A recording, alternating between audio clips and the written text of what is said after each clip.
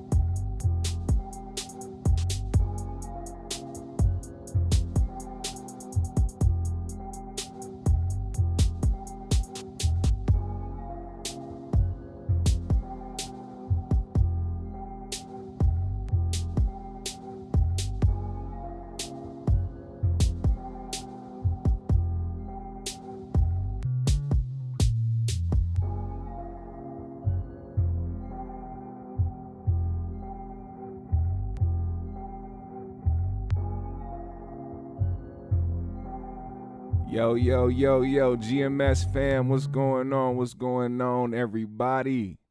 Happy Friday. It's a little cloudy and it's rainy in Minnesota today, but it's still a good fucking Friday. It's a good day. What's going on to everybody in the chat already? Vincent Lee III, Louise Malone, Eternal Umbra, Love Lace, Don Philly 215.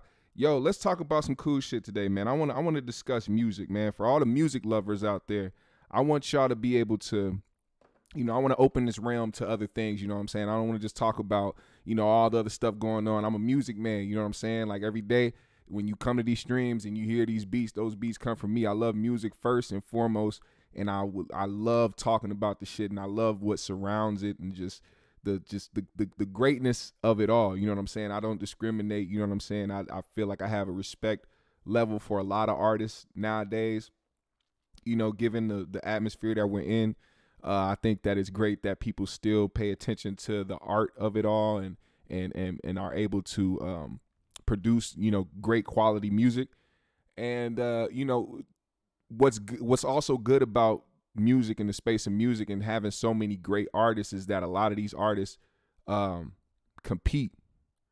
And when they compete, it almost brings the best out of a lot of these artists. What's going on, Ben Slim? Fooster Files, big bro in the motherfucking building, Theodore NYC. So it brings us to now, Drake has released his long-awaited Certified Lover Boy album. And, to say the least, I think it's a really, really, really well put together album. I think it's really good. I think he really got and Drake gets personal on a lot of his albums, but I think this was probably the most personal he's gotten, and I think this is probably the most he's ever taken shots at people on the album, which is what up, Brim Dog, which is something that I remember. It always goes back to that one line that Drake has always said. If you take shots, I'll never reply or never respond. Well, one line he had in a song said, if you take shots at him, he'll never reply, right?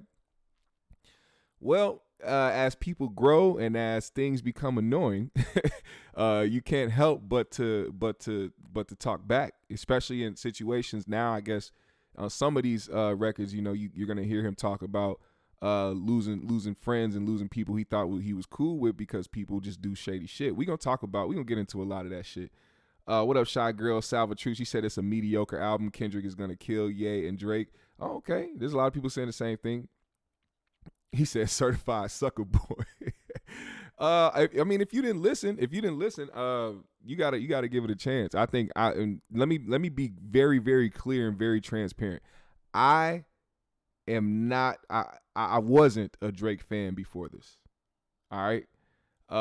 There's a reason why I'm doing this, talking about this album right now, doing this review. I wasn't a Drake fan. I wasn't the person waiting. Like there's of course Drake songs that I like and different things that's cool, but I've never really sat with Drake albums like that. There's been a few albums that he's had that I've like listened to and played like, you know, front to back, but I've never been like if he showed up in Minnesota to perform, I'm not trying to get tickets. I'm not waiting on the drop type shit. But for some reason, what was surrounding this album, I felt like I had to give it a chance. And this is just me being the unbiased motherfucker that I am. And then the fact that I really love music, and I think that it's always good to see where people are at in music, even if you aren't really necessarily a fan of somebody. It's not that I hate Drake or can't stand to listen to Drake. It's just I just wasn't into it like that. And it wasn't my type of lane. Like Drake makes music for a certain demographic, in my opinion. You know what I'm saying? Even though he's a worldwide artist and he's mainstream, I think it's just a certain demographic of people that really sit and like wait for, you know, his albums to drop. So I was up last night. I took a long ass nap yesterday and I was just up. And I seen, first of all, this motherfucker Academics was online, knocked out listening to the Drake album. Sleep, passed out, drunk as fuck. If y'all didn't see that shit, bruh, that is one of the funny. I'm gonna show y'all that shit later, but it's one of the funniest shits you will ever see. This motherfucker was in there. He was going hard. He was DJing at first, DJing all Drake songs, getting smashed, and then as soon as he started playing the album, my man passed out. And I'm talking about he was passed out for a good probably 2-3 hours on live stream, while the album just continuously played. And my man was nodding in and out, jumping and shit, fucking sniffing, slobbing. Like he was fucked up last night. Now we're at a point where, okay, so now let's get past that. We gonna watch that shit later. What up, Trauma? He said Family Ties was good. That last track I felt in my soul. I can't bump crooning Drake at the red lights with the windows rolled down. Come on, son. Give light-skinned niggas a bad name. Oh, nah, man. I had to give it a chance, bro. I'm telling you, I had to give it a chance. I'm telling you, if you listen to a few songs, Vincent, you might fuck with them. And matter of fact, right before I went live, Drake dropped the music video for Way Too Sexy, which is fucking hilarious. I think the video is fucking funny as hell. They got Kawhi Leonard in there. It's Drake, Future, Young Thug, and they got Kawhi Leonard. They all standing in the sand wearing all white, being boys to men and shit. Fucking like, it was fucking crazy. You gotta watch shit.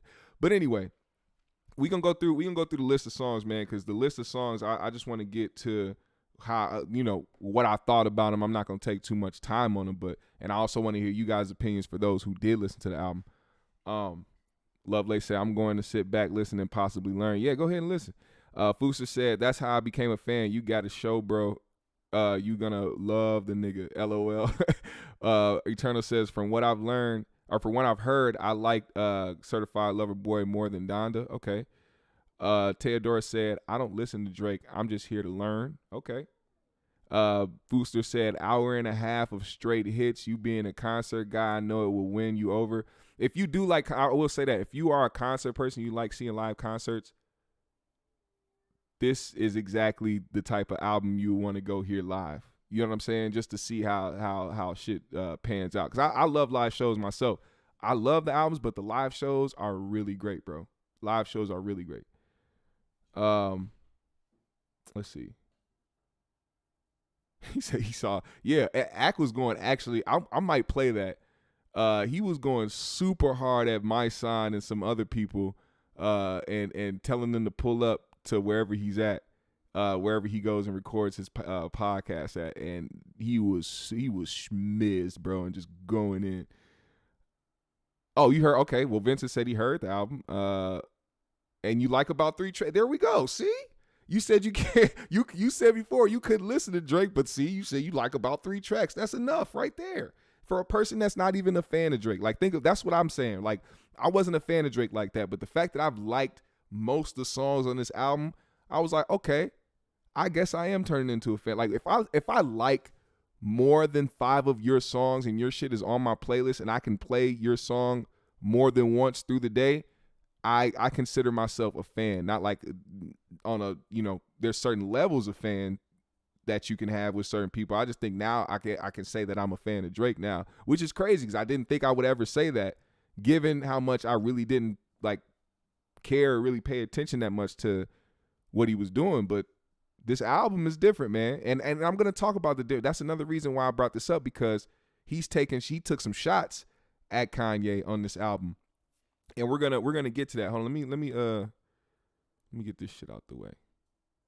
So, like we have here, Certified Lover Boy. Hold on, let me fix this up. Here we go. Certified Lover Boy. This is the album. First of all, people got mad at the album cover. People got mad at both Kanye and Drake for their album covers because, for one, I guess it's not that creative at all. And then on top of that, I mean, Kanye didn't even have a fucking cover on his shit. It was all black. And then on this, he just had a bunch of pregnant women emojis on here, and it was just like, all right. And I know that was burning you graphic designers' fucking souls, because you know how many motherfuckers would have loved the opportunity to make a cover art for Drake or Kanye or somebody huge, and then they just went and was like, you know what, fuck it, we just gonna put a bunch of emojis and call it a day.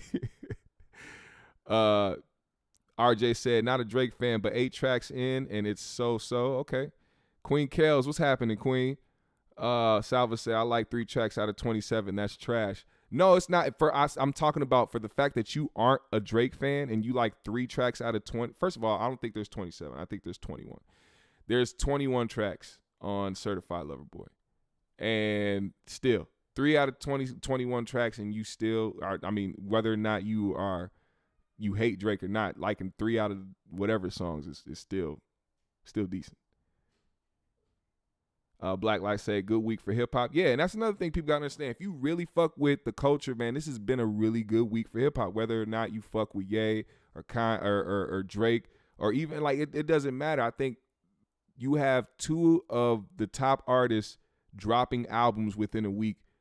It looks good for the culture. You know what I'm saying? It looks really good, and it's keeping people's attention on the music aspect. Even though, shots were thrown and people were saying shit, the overall appreciation comes from the music. Now, this is what he had to post. Let me know what y'all think of this, because we are in a different time, and y'all know what it's like to be in the era of cancel culture and how people can say certain shit and get people offended. I think now people are really just kind of embracing certain parts of themselves and not being afraid of being canceled for some shit. And Drake posted, he said, a combination, this is what he says the album is about, Drake's Certified Lover Boy. He says, a combination of toxic masculinity and acceptance of truth, which is inevitably heartbreaking. Executive produced by him, Noah 40 Shabib, Oliver El Khatib, and Noel Kadastre. I think that's how you say it. Dedicated to Nadia Tooley and Mercedes Moore, which if y'all haven't heard, I just got put on to who Mercedes Moore is. But she was a dancer and a model, and apparently she was killed, and the person that did it ended up killing himself afterwards. It's very, very tragic fucking story. And I saw a lot of people talking about how, her profession or whatever, and that doesn't mean you deserve it. I think a lot of people really look at shit maliciously, and I'm like, and the thing is, if she wants to be a dancer, if she wants to be a fucking OnlyFans fucking guru, that doesn't mean that somebody has the right to stalk somebody and then fucking be obsessive and kill them and all types of shit. It's a fucked up story, but RIP to her, and condolences to her family. But that's the message, I guess. The message overall is a combination of toxic masculinity and acceptance of truth. How do you feel about that? Can we get back to saying the shit that we want to say without having to face any consequences because we're just trying to express ourselves in a meaningful, in an artful way? And I'm talking from an artist standpoint, for people that make art, for people that make music or whatever the case may be. Like, and even comedians, you know what I'm saying? Like, people should be able to express themselves in their art without having to be threatened to be canceled. Salva says, I've enjoyed YouTube reaction videos more than the damn albums. King Disease 2, CO. Oh, okay, I see. What up, Prophylactic? What do y'all think about that? You said as a father, she's a lesson for my daughter. Okay, I understand that as well too. I understand that. Choose wisely what your profession is, and understand that you always got to watch your back, especially if you decide to go down. Now, one thing we got to understand as fathers with daughters, I have a daughter myself. You can steer them as much as you can in the right direction and teach them everything good and treat them great, amazing. But at the end of the day, if they choose to do certain things, the only thing you can do is try to teach them more about how to protect themselves and how to always be aware.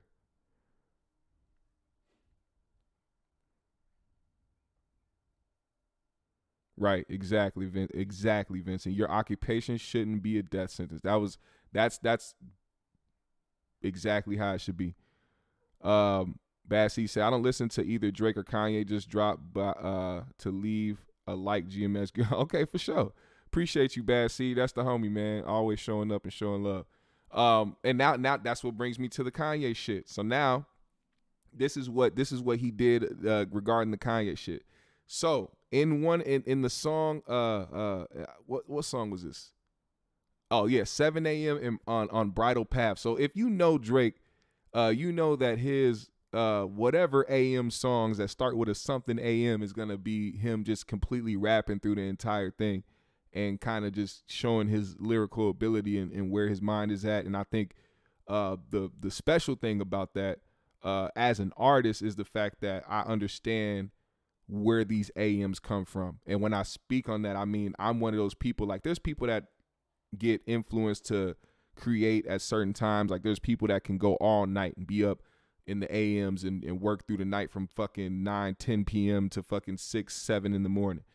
I'm one of those people that get up fucking 4:30, 5 o'clock in the morning and start plotting my day and coming up with great ideas and coming up with what I'm going to talk about on the show, or writing shit and listening to like that. That's my time. So I understand being up that early and also labeling those things. Those are like really prominent things that stick out to you as an artist. So what he said was, because if y'all don't know, Kanye, when he was going on his little rant or whatever, he went on Twitter and he dropped Drake's location. He dropped his address and then deleted the tweet. And then Drake went on his Instagram and started laughing and just left it at that. But on 7 a.m. on Bridal Path, Drake said, get that address to your driver, make it your destination. Instead of just a post out of desperation, this me reaching the deepest state of my meditation while you over there trying to impress the nation. And he went on to say some other things, but I don't know. They haven't really confirmed it. I want to be able to get that to get the other lyric out there. I don't know if that was it, but hold on, let me see. Hold on. Let me find this. I said Drake and Kane. I didn't mean Kane. He said, yes, sir. Drake destroyed Kanye? Okay. You said, what happened to Drizzy review? LOL, I'm confused. What you mean? Donda is a glorified gospel album. How you feel about ghostwriting, GMS? Oh, great question. Great question. Let me let you know what I think about ghostwriting. First of all, full disclaimer, I write all of my shit. And I take pride in it. And I also believe that if you can perform something well, that having a writer, having ghostwriters isn't such a big deal because Drake can deliver. So shout out to the writers out there and the people that do help write for people. I'm not saying Drake, because of course we all know Drake does write his own shit, but he does get help. He does get people to come in and give him lines or give him bars or whatever the case may be. But Drake can deliver it. The way that I feel about it is that you can take there's a lot of people out there who are great at writing, but cannot perform it and cannot deliver it in the studio or on stage. And that's why they are writers. There are rappers who aren't good at writing, but they can perform it and deliver it excellently in the booth and on stage. You got to remember, it's not easy to get on a stage and perform several songs for an hour, let alone two. Drake is on stage for a long time. And then on top of that, multiple stages through the year touring and shit when everybody was able to tour. So, and that goes for every artist too, not just Drake. It's just a lot of very, very talented artists who, you got to fit all those modes, you know what I'm saying? Or else they're going to put you in that box. Like imagine being somebody who felt like you were good at all aspects, but when you got into the actual ring with all the other professionals, you started realizing that you lacked in the performance part. You lacked in the delivery part when it came to being in the studio. And now they just trying to, and you're amazing at writing, but they're going to put you in the spot where you're just writing for people who are good at performing and delivering the shit. That's how I feel about that. Donda is for kids who had to go to basement during church. He said they neighbors in Calabasas. Yeah, exactly. He said feel like some WWE shit. It's great promo. I know that much. Jason Riley, what's going on? He said Drake is a great MC. Fooster said 4 p.m. in Calabasas, 5 a.m. in Toronto, 7 a.m. on Bridle Path. Yep. Vincent Lee III said, to me, they are not lyricists. They are artists. That's a big difference to me. Okay, I understand that. But if Drake is writing it, if he doesn't have a actual like full ghostwriter where somebody's writing his shit and he's just performing it, if he's just getting help on a few bars, I still consider him a lyricist. You know what I'm saying? I can't take him out of the lyricist category because he's had help writing bar like that. It's like I wouldn't call Birdman a lyricist. I wouldn't call fucking Diddy a lyricist. You know what I'm saying? But Drake, I can consider him a lyricist because he has written a lot of his shit. And because he's had help, I can't discredit him for that. But I do understand what you're saying, Vince. He said GMS ghostwrites for Dylon. RJ said, if you listen to old Quentin Miller, you'll hear a lot of what made Drake. That's true. Jason said, are you a signed artist, Jim? No, I'm not a signed artist.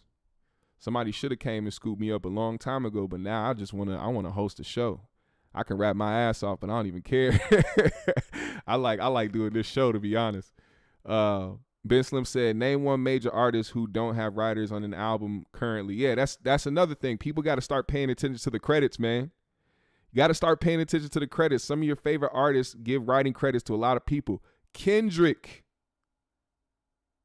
has given writing credits to other people. You know what I'm saying? And people hold Kendrick as one of the top tier lyricists.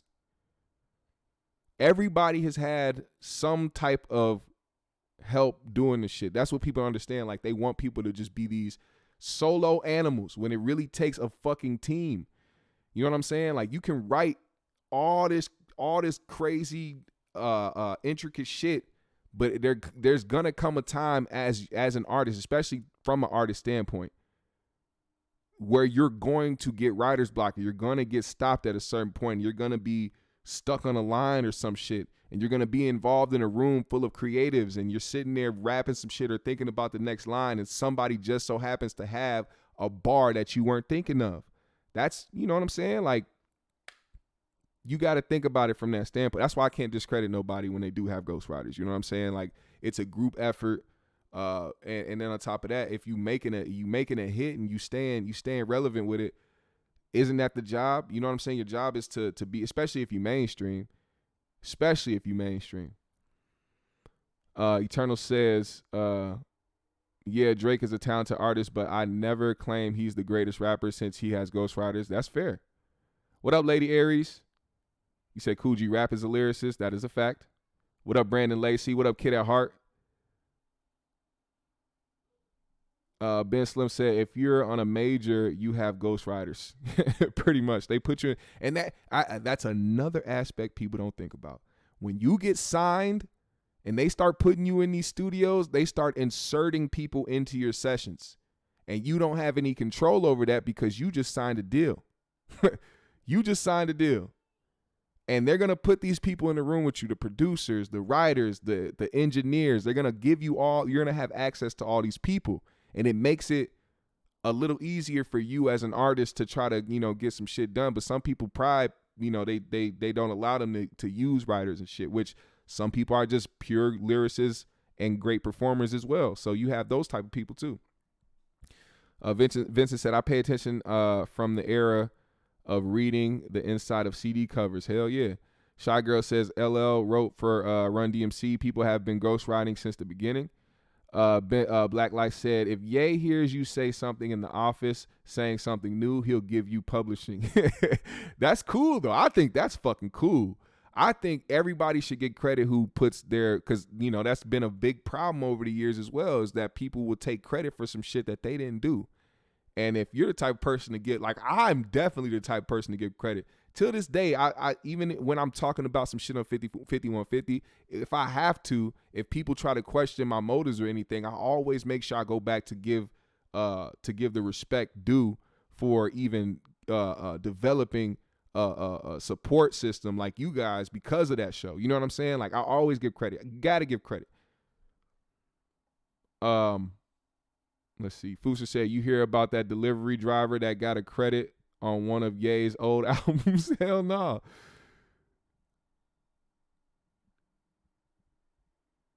That's true. He said, you lose points if you don't write. Doesn't mean you're not good. Nobody's writing for Nas, though. Hell yeah. Yeah, you lose points as a lyricist, but overall artist, you still gain respect. I can't disrespect somebody just for that. You think that's weird? You're not weird. What the fuck? Scarface being your favorite artist. Scarface is Tupac's favorite artist. Scarface is who else? Who else favorite artist? Drake. I think that's one of Drake's favorite artists too. Like, Scarface is your favorite artist. So that's not weird at all. Scarface is cold. Prophylactic said, I used to not give credit to rappers who use ghostwriters until I found out even Biggie used. Yeah. Like, yo, y'all got to think about it. And Biggie has written countless amounts of great raps. But there was definitely a time when he was probably sitting in that studio super high, writing some shit and got stuck on a line and somebody had the perfect line for him. Boom, there you go, writing credit. And nobody has lost respect for Biggie. Because Biggie is still one of the greatest. A lot, bro, I'm telling you. You got to find a new respect for certain artists. But here's the rest of that line. He said, now they amen and please, I can give a fuck about who's designing your sneakers and tees. Has somebody put you on a guilt and you play with my seed? Trust me, there's some shit you really got to come see to believe. That's why your people not believers, they all leaving you. That's why you buying into the hype that the press feeding you. You know the fourth level of jealousy called media isn't then an ironic revelation. Get that address to your driver, make it your destination instead of just a post out of desperation. This me reaching the deepest state of meditation while you over there trying to impress the nation. Minds running wild with speculation. All right. That's what he had for him. But Drake also had some bars for Swizzy. So Drake on the song You Only Live Twice featuring Lil Wayne and Rick Ross had some choice words for Swizz Beatz. Now Swizz Beatz on live, I believe he was a little inebriated. He mentioned the fact that if he saw that Air Drake or Air Drizzy airplane, Drake's own airplane that he has, that big ass fucking 757, whatever the fuck it is, a fucking commercial airplane, talking about he'd shoot it down out the sky and some other shit, and said some other shit about Drake, right? Now you would have thought because it was a while ago that Drake wasn't paying attention, but Drake did pay attention. And with that, he said, unthinkable. Now, if y'all don't know what unthinkable, he started the line with unthinkable. Let me tell y'all what unthinkable is right there. Miss Alicia Keys' song Unthinkable featuring Drake. Very clever. Very clever. He says, unthinkable when I think of the way these niggas be acting. Yeah, I never did you nothing and you play like we family, huh? Next thing you want to shoot me down. It can't be love. Not sure where you was trying to send it. It can't be up. That day you sounded like a bitch. You fancy, huh? Oh, you fancy, huh? Well, where did that come from? Oh, there you go. Fancy. On the Drake Thank Me Later album featuring T.I. and guess who? Swizzy. Shout out to Jeff Brown in the motherfucking chat. He says Scarface is your favorite rapper's favorite rapper, easily in the top 25. Goddamn right. Jason says, speaking of 5150, are you going to watch the live on Goose page today with Corey and Mike Tyson? I'm blocked, so I can't see that. So I hope y'all have a fun time with that. Scarface is a real rapper's role model. Hell yeah. Scarface is a legend. Prophylactic said, what if we were told lies about GW? Seems everyone used them if your favorite for your favorite MC. I think that's what you're trying to say. I don't know. Jeff said, art is never created. It is discovered in the ethos by those of us who are blessed to be in tune to where it is. That is a fact. Fusha said he killed these bars. Hell yeah. Swizz was reckless for what he said about Drake back then. You right, Eternal. That was some drunk shit. Louis said, this ain't lemon pepper freestyle. CT said, yeah, that's a bar. And I think what Swizz did was that's why I had to put Swizz in the thumbnail, man, because I'm like, Swizz put himself in that situation. I don't want to hear it. I don't want to hear it. He sent those shots for a reason, and I don't blame him. It was an unwarranted shot. I don't think there was anything that Drake did to deserve those shots, which is what he's trying to say on these songs. Like, there's a lot of people he probably felt he was cool with that now people, I guess, view him in a different way. Maybe he's not so buddy with motherfuckers. Most definitely. No, it's not that it's private. He blocked me. He blocked me. So I can't see it at all. He blocked me. Let's see. Now, that also brings me here. Did you guys know that R. Kelly has writing credits on the album? Yes, you heard it right. R. Kelly has writing credits on the album, and you want to hear the kicker, the best part about the song that he has credits on. See, that's another thing. Composer credits: Aubrey Graham, R. Kelly, Justin Timberlake, C. Cross, F. Hills, H. Arsenholt, N. Cadaster, and T. Mosley. Also, lyricist credits go to R. Kelly, Justin Timberlake, Aubrey Graham. And it's on the song called TSU, a song about college girls. And I do not think he's going to get canceled for this at all. At all.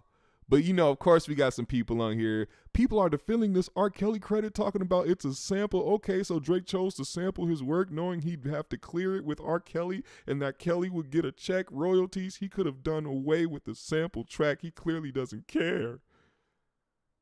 Oh, my God. Please. We are talking about creating art. Drake didn't do that shit. R. Kelly did the shit. And if you created some shit and made some shit and made a fucking good song, that's what goes into business, regardless of if the person is a piece of shit or not. If they had to sample a fucking record, they have to get it cleared by the person who made it or who owns that shit. And if R. Kelly owns the rights to that song, they had to clear it. Matter of fact, let me just put this to rest. He didn't have to ask R. Kelly.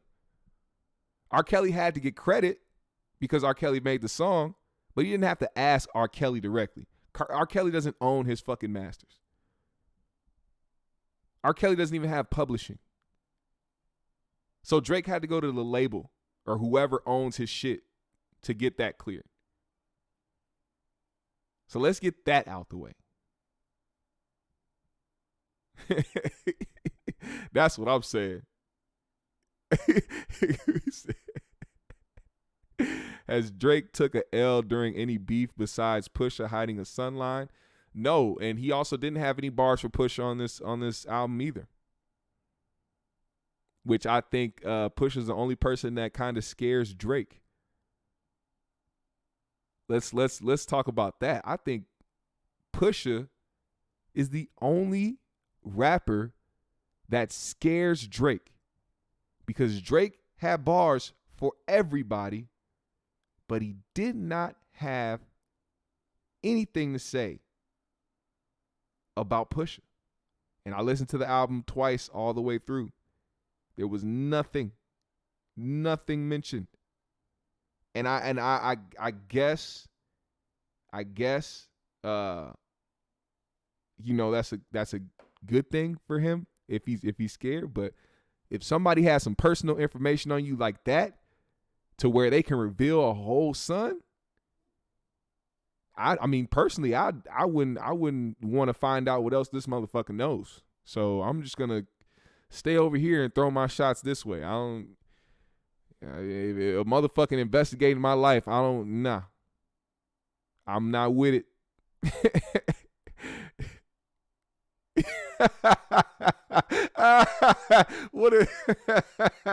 Vincent, that's a good joke. I don't want to repeat it, but that's such a good joke. That's a good joke, and that's why I miss how comedy used to be, because that'd be such a great joke to tell on stage, but in now today's age, that'd be offensive. Think about the alleged boys. Nah, man, I'm just telling a joke. I'm just telling a joke. Let me get the jokes off. He said, "You think he's scared?" Yeah, I think he's scared. It sounds like Drake wanted to make baby making music. Yeah, he wanted to get back to that smooth shit. Pause. He said Drake wants no smoke with Pusha. Yeah, Drake. I mean, and that's another thing. Pusha had everything ready for a response and everything. He was expecting a response. He didn't know Drake wasn't gonna respond. I think that threw him off more than anything else. The fact that Drake didn't respond. You know what I'm saying? CT said, ain't no telling what Push can find on Drake. That's what I'm saying. Bruce House said, Ye didn't want the smoke. Pusha did. Going at Kanye is weak. Yeah. Look, hey, I will say the fact that he didn't take that chance. I also think that's him creeping his way into probably doing that. Now, hear my theory. Listen to my theory. I think he's trying to creep his way into finally saying some shit to Pusha. Because when you actually think about it, he's letting off a lot of personal shit on this album. And when somebody is, and I take this quote from somebody else, when you live your truth, you don't have to worry about anybody using it against you. So with that said, if he's the type of person where he's trying to get his truth out there and he's trying to get everything out to where nobody can use it against him, that'll give him the space and the freedom to actually say some shit back to a motherfucker that can't use shit against him. Because, I mean, you can only know so much about somebody's life that somebody's telling you. You know what I'm saying? Jeff said, fine, what do Pusha already know? Oh, he knew about the kid. He knew about some other shit. And I think he was waiting for Drake to respond to like release some other or say some other shit, but he didn't do that. So we didn't get the full shit. Kid at Heart said, damn, he don't even get a check. Yeah. I bet R. Kelly looked at MJ and said, hold my beer. First, and that's another thing. Hold on, I meant to say that too. All right, Jason Riley, appreciate you, man. Go get that money. He said he got to go to work. Appreciate you, man. Kid at Heart, he said he not even going to make no money. Yeah, R. Kelly's not even going to make money from this. That's what people forget too. All his money is tied up in legal shit and paying people back. So any money that people think R. Kelly is going to get from Certified Lover Boy is going to go straight to legal fees and paying back victims. That's That's a play by somebody who's smart enough to know what times we're in. Drake knows what times we're in. He knows that this is going to get some type of attention. But then if people actually look at the situation, R. Kelly doesn't own his music. So he's not going to get paid from this. And if he did see any type of royalties because his name is attached to it, he's not going to have that money. That money is immediately going to go to legal fees, and anybody who has to get paid off of the shit that he did, allegedly. You said any bars for Kendrick? No, but he reposted Baby Keem. Yeah, if y'all don't know who Baby Keem is, he's a new artist. He's also Kendrick's cousin. And Kendrick and Baby Keem dropped a new song called Family Ties. And Drake reposted Baby Keem posting up the Certified Lover Boy album. And Drake posted Family Ties. So I don't know if there's still an actual Kendrick-Drake beef at all, or like a lyrical beef back and forth, like as far as music goes. That might be settled. So I don't think we'll hear any subs or any Drake disses on the new Kendrick album at all. I don't think that'll happen. Fu said, Drake the biggest artist, not much he can hide, but if I'm shooting at your boss, why do I care about you? That's a good question. Fusa said, I do think he waiting on K-Dot to jump out. I don't know. CT said, Push probably know about other kids and abortions. Maybe. Ben Slim said, best offensive attack I've in some time from Pusha in that beef. Yeah, I know what you mean. R. Kelly never getting out. Loose mouth chicks from the homie. That's all he ever said about Drake. Yeah, now that's one thing. And we've heard many people talk about this. There's a lot of motherfuckers who be pillow talking, and a lot of these people be with the same chicks all the time.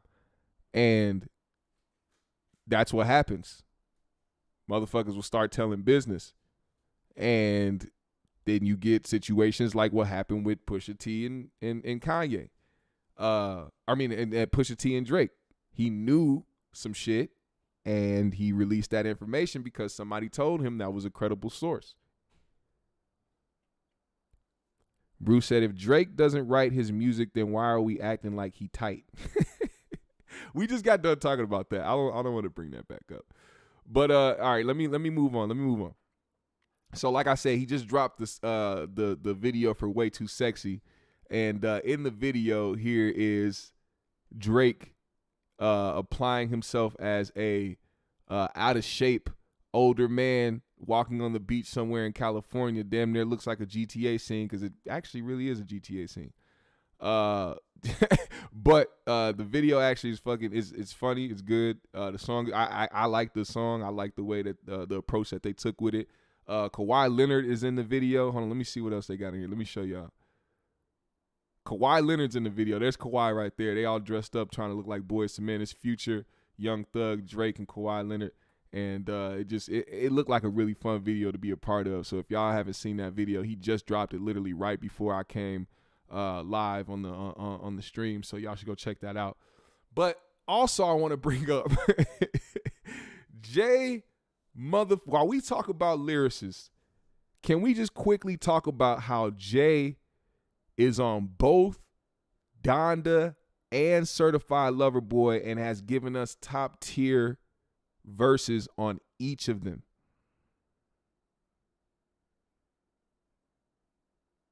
Let's talk about that. Jeff said, exactly, Drake know what he doing. Do you think they do this kind of shit to get the attention of just the smart people? Exactly. He said they look sus. They were trying to be like Boyz II Men. But this is hilarious. It said Jay-Z is on his way to Certified Lover Boy after recording for Donda. They got this man on a jet ski. But he really did. Like, Jay really, really keeps showing and proving at his age that he still can be a top tier lyricist. And you have to respect that.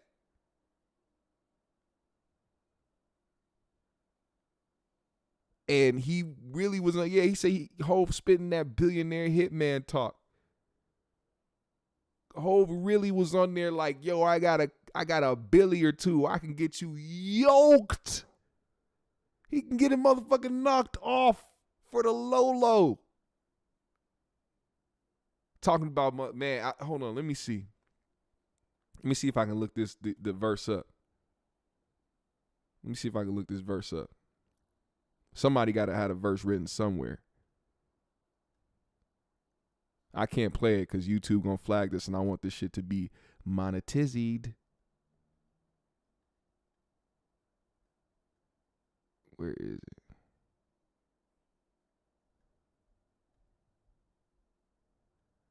They gotta have it somewhere. Come on, Twitter, don't let me down. Don't let me down.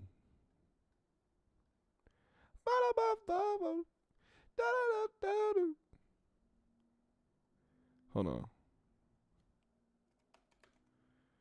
We're gonna look up the word verse. Does anybody have it? Damn. Nobody wrote it out. Nobody wrote it out so I can recite it. I would play it for you because it's really great. It's really great, but I can't. Jay-Z made the whole album with his verse, Fight Me. What? All right, hold on. What was the song called? Love All. You know me, you know the price of everything but the value of nothing. Okay. That's a bar. But where is the actual verse? Hold on, let me look it up actually. You know what? Let me do my due diligence. Let me stop looking on Twitter and actually look it up.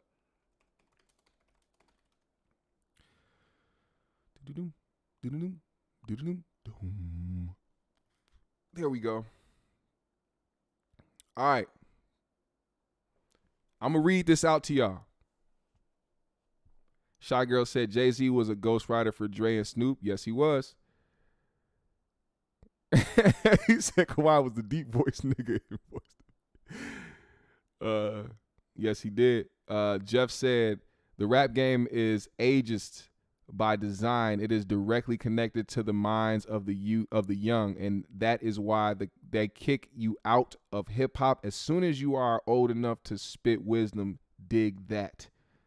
That is a fact. And I feel like we shouldn't put an age gap on this shit because of the simple fact that it's very clear that other genres do not push out their legends. Their legends are still able to move around and tour and sell out arenas with the music that they made back in the 90s and the fucking 80s and shit. But our shit it seemed like they put an age gap on it.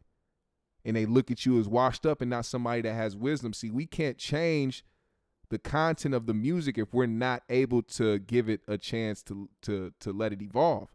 We don't like to evolve. A lot of and the industry likes to keep us in the same mind state. It's not just the people making the music.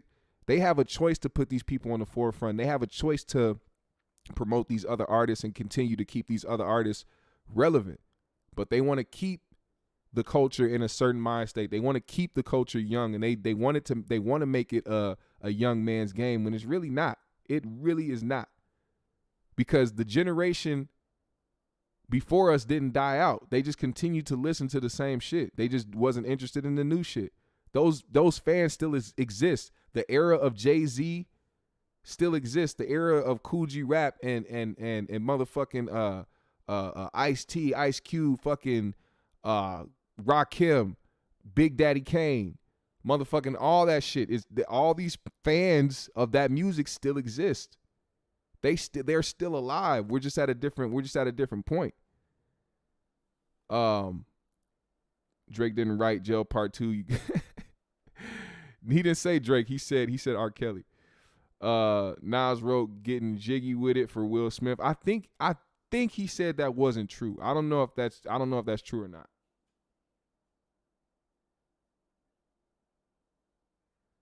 Let's see.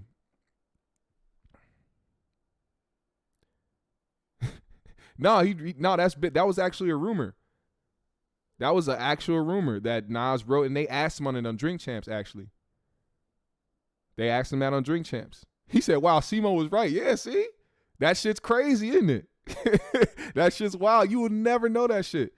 E said, talking about baby money. I got your baby money. Kidnap your bitch. Get that how much you love your lady money, Lil Wayne. Hold on. Let me read off this J verse. I got to read off this J verse because it's something else. Jay said, let's see what he said, y'all. He said, niggas wanted to kill me and y'all still with him. Nigga, y'all chill with him and y'all wonder why we not friends. Best thing I can do is not build with you. When I could destroy you, that takes some fucking discipline. I could send a team to come drill you. I got $1 billion or $2 billion and I know where the fuck you live. Niggas gotta chill with talking gangster. You should just thank us. Humble yourself a little bit. This ain't the same Sean that you knew once. I don't shine shoes. This ain't what you want. No, all that back and forth on the internet, nigga. We don't tennis that. Y'all gotta do something. Only thing we expect now is violence. Anything besides this, we playing violence. I'm public enemy. Niggas wanted to kill me and y'all want me to be friendly. Niggas want sympathy after they wanted to end me. Be those closest to it. Be the very ones that envy. Shout out to the family. I don't want no friends no more. Not many understand me. Everybody wants something. You know the price is everything but the value of nothing. But everybody wants something. You know the price of everything but the value of nothing. A lot of people thought he was talking about Dame Dash on this. A lot of people thought he was talking about Dame.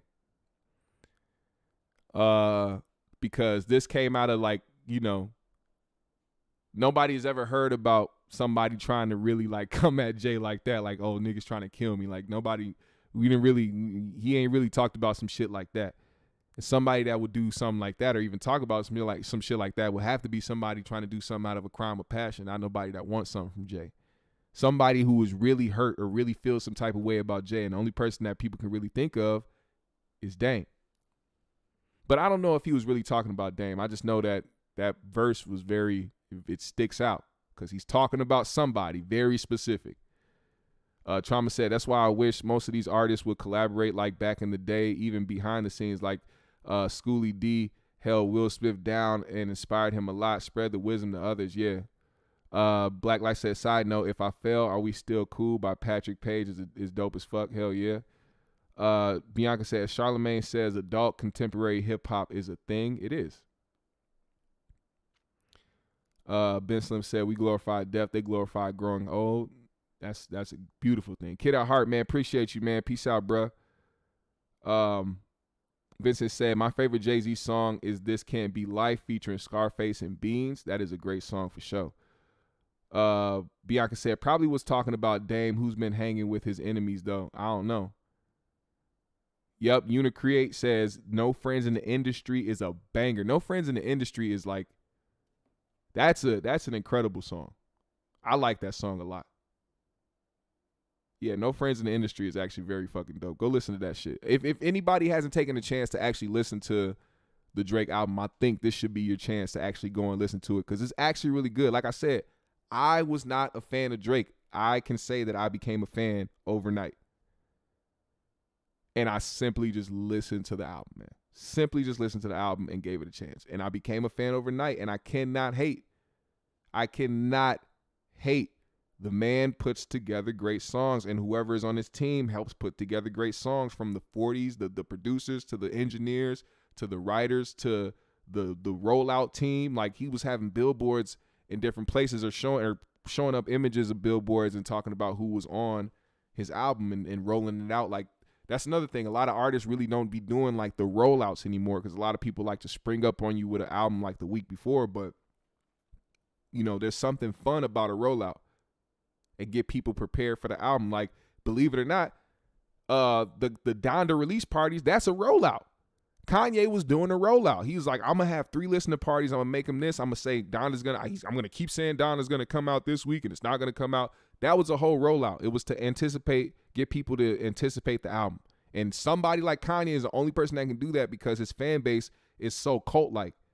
So he can have 3 listening sessions of the album before the album comes out and make over 20 million or however many millions of dollars before his album even drops because the fan base is a cult. It's a cult fan base. Eternal says, you know the price of everything but the value of nothing. That's a bar. Hell yeah. That's a grown man who has learned and who has grown through life and who has understood shit in a different way. That's when you get those bars. Bianca said, I can't get into this album. Is his worst in my opinion, but I like this song. Okay. The remorse is deep as fuck. Yes, it is. That's a very deep song. And it's crazy because like a lot of people who have been like, I can say, I can guess that Bianca, you're a fan of Drake, right? Me not being a fan of Drake and me liking this album and seeing more people who are a fan of Drake talk about how they really couldn't get into it, or either they like Donda better than the Certified Lover Boy. That's kind of wild.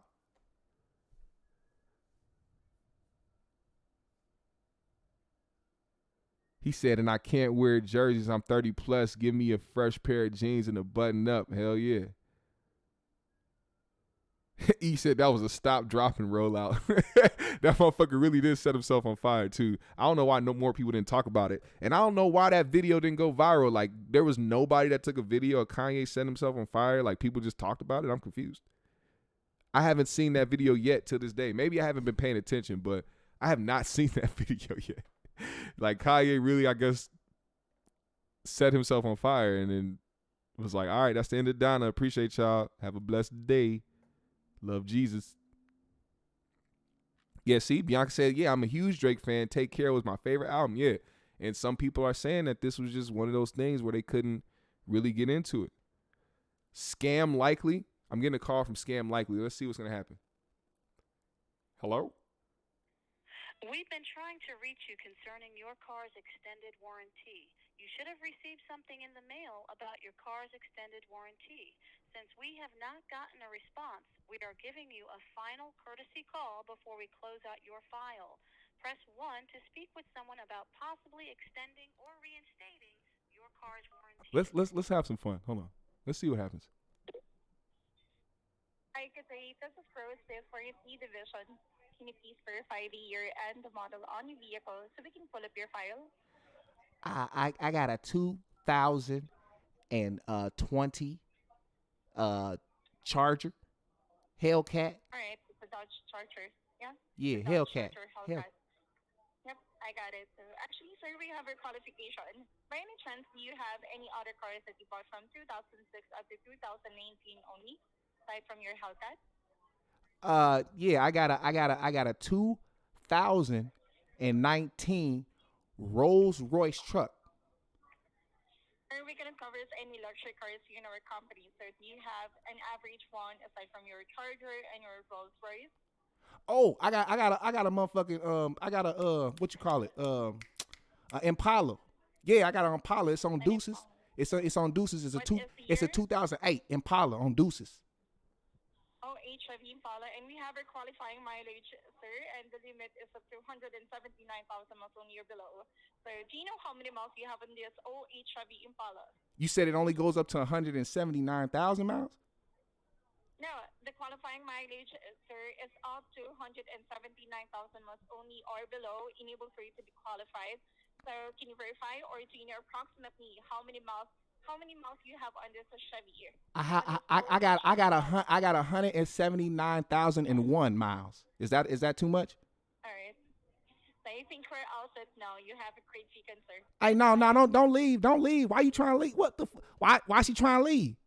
Why is she trying to leave? I was just trying to get her my information. See these old disrespectful ass bitches on the phone. I'm trying to figure out my motherfucking extended warranty, and you motherfuckers don't even believe me, nigga. I said I had the Hellcat. I said I had the motherfucking Rolls Royce. You don't want to take that. You don't want to take that because you said there was a foreign automobile. I know it's a foreign automobile. I drive the shit, bitch. That's what the fuck I do. Fuck is you talking about? You talking about my motherfucking extended warranty, bitch? I'm trying to tell you what the fuck I drive, bitch. And you, man, fuck that motherfucker, man. Hey, GMS family, put a motherfucking, let me calm down, nigga. Let me calm down, nigga. Put a GMS in the comments, man. We finna get the fuck up out of here, nigga. Should I go get my co-host? Cause I don't want this energy. You know what I'm saying? We had a good show. I don't want this type of energy. Let me calm down. Let me go get my Olafamu. Where you at, nigga? Hold on, let me go get Olafambu, man. I'll be back. Hey, put a GMS in the motherfucking comments, man. Put a motherfucking GMS in the comments. Let me go get Olafambu.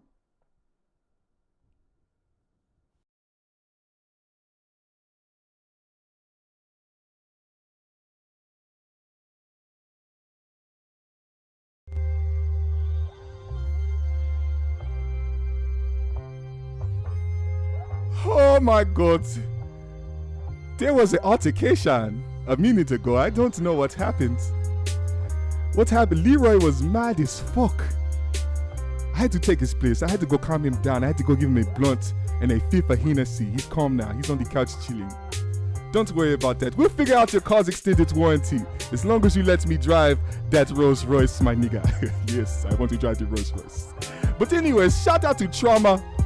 Shout out to Lovelace, Bianca, Blacklight Zin, Brimdog, Eternal Umbra, Louis Malone, Reality Watch, C. Morgan Smith, Queen Skells, Tehadora NYC, RJ the Second, Shy Girl 64, Simo, Lovelace, Bin Slim, Vincent Lee the Turds, Lady Aries, J.R. Smith. Go click the link. There is a GMS shop. You can get the GMS basketball jersey, baseball jersey, a t-shirt, and a rolling tray. I will ship them straight to you from my motherland, from my homeland. Yes, I will. Very speedy delivery. Yes. Booster Fouls. Yes. He said, my finger is too big. You are right. I do finger fuck a bitch and make her orgasm 3 times before I ever stick it to you. Don't you ever play with me. My fingers are big and they do damage. Tie the beneficiary. Is that a mustache? I drew it in myself. They didn't draw in my mustache when they made the picture. All my chin hairs, so I drew them in myself. I drew it in myself. I had no facial hair. When they made this picture of me, they didn't put the facial hair. I say I have facial hair. Just because you cannot see, just because it's not really there, but it's there, doesn't mean it does not exist. So I had to draw it in myself because I gave myself more respect than the nigga who did this to me. Do you understand? But I appreciate you. GMS family, follow me on my socials. Hit me on my Cash App if you are feeling generous. I would very much appreciate it. It'll help feed my donkeys. Thank you so much, GMS family. I am out the green room. Go smoke something. Have a great weekend. God bless you all. Yes. Oh my God. Oh my God.